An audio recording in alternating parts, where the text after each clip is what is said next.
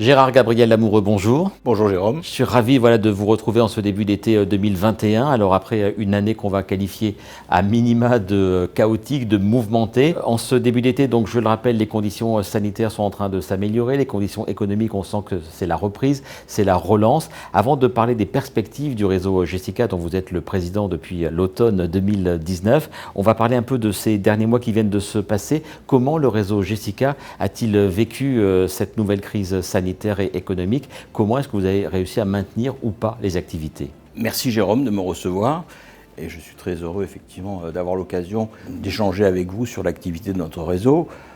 Notre réseau a eu une activité soutenue durant ces derniers mois avec bien sûr les conditions que nous avons tous connues, c'est-à-dire que nous avons dû nous adapter.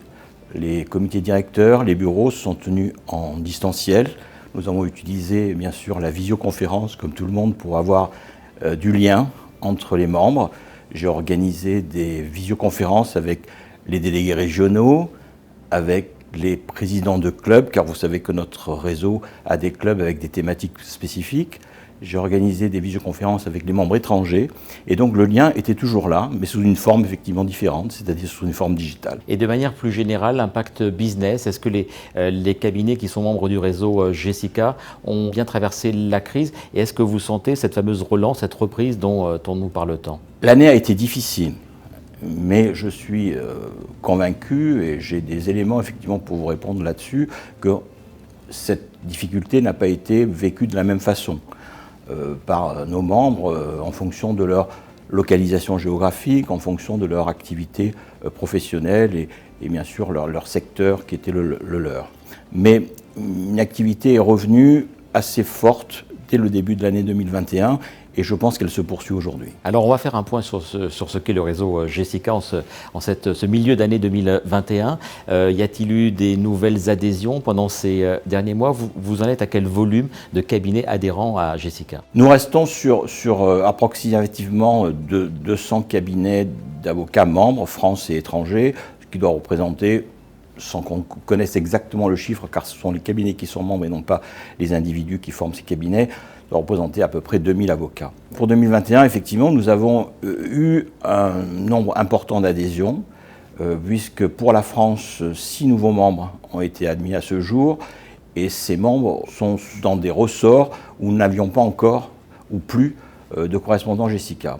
Et côté étranger? Nous avons 4 candidats, soit qui nous ont rejoints, soit qui vont nous rejoindre. Nous ont rejoint un confrère aux Pays-Bas, à Amsterdam, et vont nous rejoindre un confrère à Athènes, Grèce, un confrère du Cameroun et un confrère de Tunisie. Ce qui porte donc le volume global, donc vous l'aviez dit, du réseau à environ 200 cabinets membres. Est-ce que cette course au volume, cette course à la taille est le seul critère que vous poursuivez, ou est-ce qu'il y a des critères plus qualitatifs?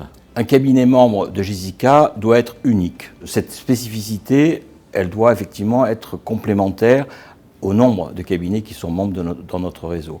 Et évidemment, nous avons le critère de la localisation géographique et nous avons aussi le critère de la spécialisation et de la compétence juridique de chaque cabinet. Donc c'est en fonction de ces critères-là que nous devons envisager un développement quantitatif du réseau. On va parler, si vous le voulez bien, maintenant, Gérard Gabriel, des partenariats que vous nouez donc via Jessica, des partenariats pour certains historiques, d'autres qui sont en cours de formation. Parmi les historiques, il y a le partenariat avec Dalloz. Quelques mots donc de ce partenariat. Oui, le partenariat avec Dalloz est un partenariat historique, vous le savez, et nous avons multiplié au cours de cette année écoulée les formations en association avec Dalloz.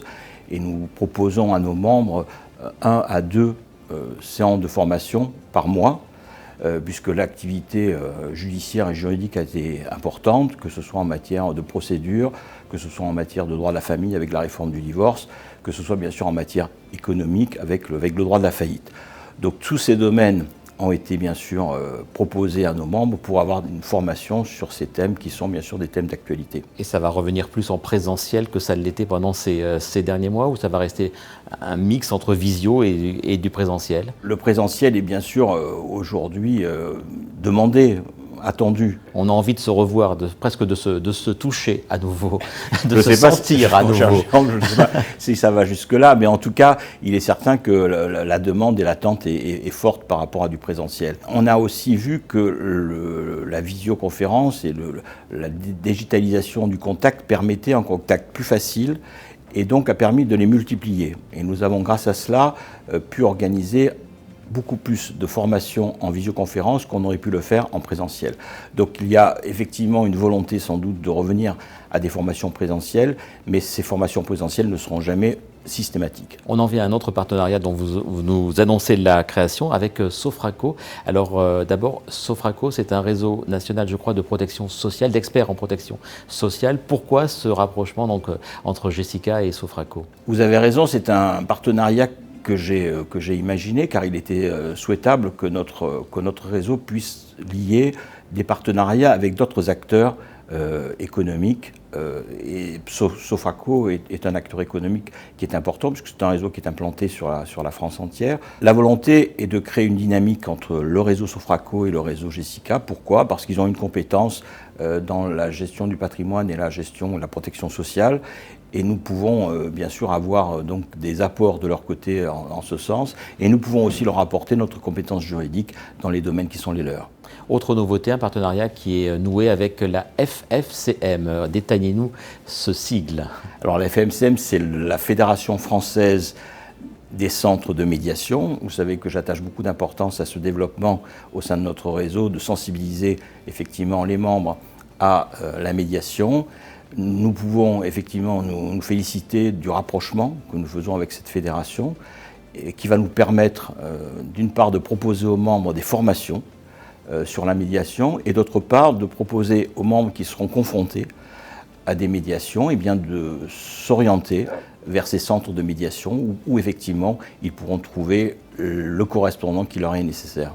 Et puis il y a un an, quand on s'était parlé, c'était en juillet 2020, vous nous parliez d'un rapprochement qui déjà était en train de se faire avec un réseau d'huissiers qui s'appelle CaliAct. Où on en est un an après? Je crois que les choses sont en train d'évoluer fortement dans ce partenariat. Les choses ont évolué, elles se sont enrichies.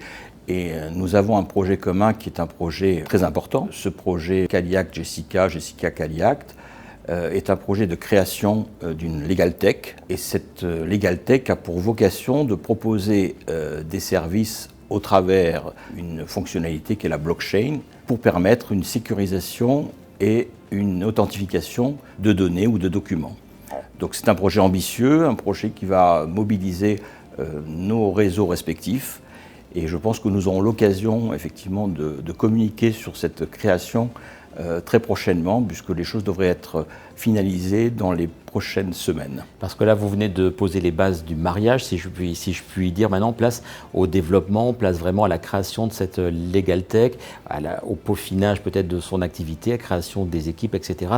On entre vraiment là dans la phase active de la création. On rentre dans le développement. Donc, comme je vous l'ai dit, la première perspective, c'est une fonctionnalité par rapport à un mode blockchain. Il y aura d'autres services digitalisés qui seront proposés. On parlait de la médiation tout à l'heure. Il y aura certainement là aussi une possibilité de cette Legal Tech de proposer des services en ce sens, et d'autres seront proposés par rapport aux besoins qui seront les nôtres et aussi aux moyens que nous aurons de les développer. À l'instant T, on a une idée du nom, au moins du nom de code de ce projet de Legal Tech entre Jessica et CaliAct? Pour l'instant, on va rester sur Jessica CaliAct, si vous le voulez bien, et comme je vous l'ai dit, nous aurons l'occasion de dévoiler tout ça ultérieurement. Cette année a été marquée, cette saison, comme on dit en foot ou en télévision, 2020-2021, a été marquée par votre première prise de parole en télévision via un spot. C'était d'abord sur BFM à l'automne 2020, puis ensuite chez nos confrères de CNews en mai 2021.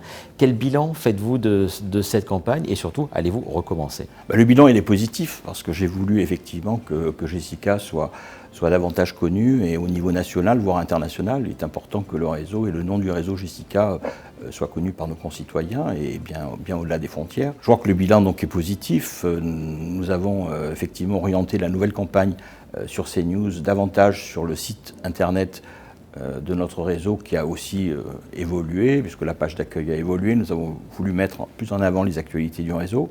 Et bien évidemment, je souhaite poursuivre cette communication au niveau du réseau, car je crois qu'elle est nécessaire pour qu'on puisse avoir une reconnaissance. Ces deux campagnes, leur objectif principal, donc on l'a bien compris, c'est surtout d'imposer la marque. Ce sont vraiment des campagnes de notoriété. Être compétent, c'est bien, mais le faire savoir, c'est mieux.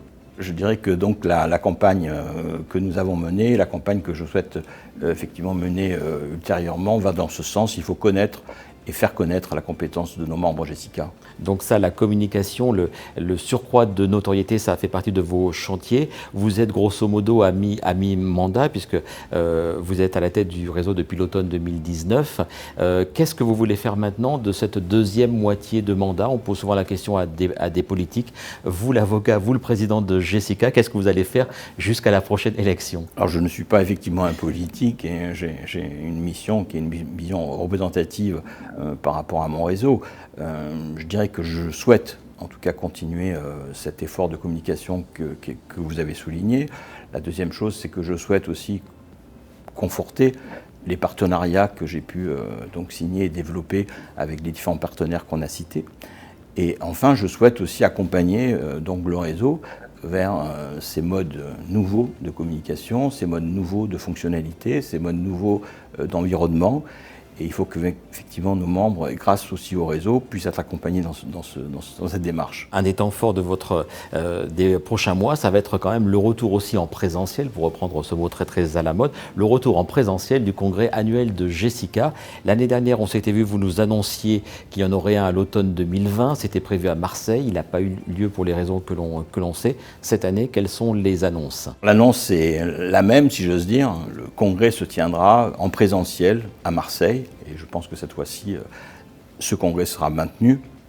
Et je crois aussi que l'attente est forte de nous retrouver, d'échanger, d'avoir ces moments de réflexion, mais aussi de convivialité qui sont importantes dans la vie d'un réseau. Et on le précise, donc ce sera du 21 au 24 octobre 2021, donc on l'a dit, à Marseille. Et Gérard Gabriel, quel sera le thème de ce congrès 2021? L'avocat a un rôle essentiel dans la cité, et j'ai choisi comme thème du congrès l'avocat acteur du monde d'après. Avec, au-delà de cette baseline, quelques précisions sur les thèmes qui vont être abordés. On va parler donc de ce rôle, mais aussi l'avocat acteur de la relance économique, on en parle depuis longtemps. Il y aura deux thèmes ou deux sous-thèmes qui seront abordés. Effectivement, c'est l'avocat par rapport au système judiciaire. Vous savez que celui-ci a beaucoup évolué avec la réforme de la procédure civile. Et le premier thème ou sous-thème sera donc une justice sans juge, pour mettre en valeur le rôle de l'avocat dans ces modes alternatifs de règlement des conflits. Et le deuxième thème est plus économique, c'est l'avocat dans l'acteur de la relance économique, car l'avocat accompagne effectivement la relance, et nous verrons effectivement dans quelles conditions et comment cet accompagnement peut se faire. Et enfin, il y a des grandes questions sociétales qui se posent, par exemple l'environnement, et nous devons aussi nous positionner par rapport à ces grandes questions. Tous ces thèmes à découvrir lors du congrès qui aura bien lieu cette fois-ci en présentiel, on l'espère, du 21 au 24 octobre à Marseille. Le mot de la fin, il vous appartient. Je vous laisse la caméra qui est ici. Adressez-vous à toutes celles et tous ceux, membres ou non du réseau Jessica, qui vous écoutent. Je vous remercie de votre attention. Je vous souhaite à toutes et à tous un meilleur monde d'après, ce monde d'après que nous allons imaginer, que nous allons construire au Congrès de Marseille du 21 au 24 octobre prochain. Et je vous invite tous à nous y retrouver dans cette belle ville de Marseille.